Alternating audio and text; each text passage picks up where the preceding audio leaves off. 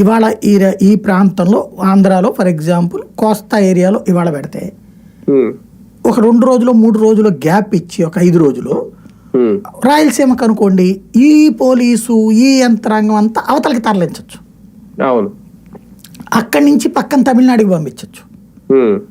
కాబట్టి ఇట్లాంటి ఒక వెసులుబాటు ఉంటుంది జరిగినప్పుడు. ఈవెన్ పార్టీ పరంగా ఏమైంది, ఇప్పుడు ఫర్ ఎగ్జాంపుల్ మొన్న 2024 ఎలక్షన్ జరిగినాయి.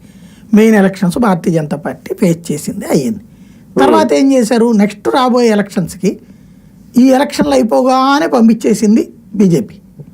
బీజేపీ ఏం చేస్తుంది, కొన్ని 2 వీలర్లు కొన్ని రకాలైన ఫెసిలిటీసు ప్రభారీలు అని చెప్పేసి కొంతమంది ఈ ఎలక్షన్స్ కోసమే పనిచేసే వాళ్ళకి జీతాలు అది కూడా ఇస్తుంది.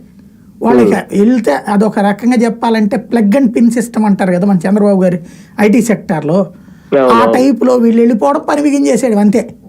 జనాలు కలిసేది ఎవరు, దాంట్లో అక్కడ ఏం అవసరాలు ఉన్నాయి అధినాయకత్వానికి ఎప్పటికప్పుడు చెప్పడం, ఇది ఒక పెద్ద యజ్ఞం చేసేసే బ్యాచ్ ఉన్నారు వీళ్ళు. రకంగా పక్కా పోల్ మేనేజ్మెంట్ ట్రైనింగ్ బ్యాచ్ అనమాట.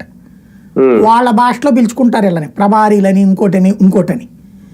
వీళ్ళు ఈ ప్రాంతం నుంచి 6 నెలల నెక్స్ట్ దానికి పంపించేశారు జార్ఖండ్, దాని హర్యానాకి, కాశ్మీర్కి. అది పూర్తవగానే